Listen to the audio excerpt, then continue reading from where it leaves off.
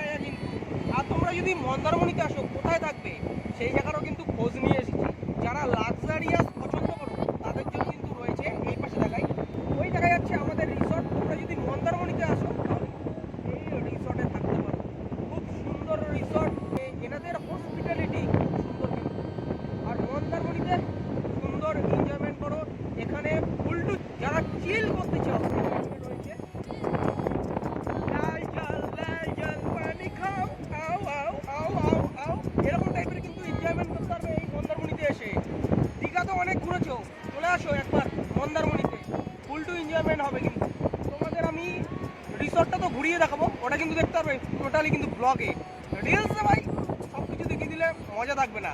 তো অবশ্যই ছোটো ছোটো আপডেট পাওয়ার জন্য আমার ইনস্টাগ্রাম ফেসবুক পেজ অবশ্যই ফলো করে নাও। তাড়াতাড়ি ভাই তাড়াতাড়ি, এত লেট করো না, তাড়াতাড়ি করো নতুন নতুন আপডেট পাওয়ার জন্য। দেখা হচ্ছে পরবর্তী একটা ভিডিওতে।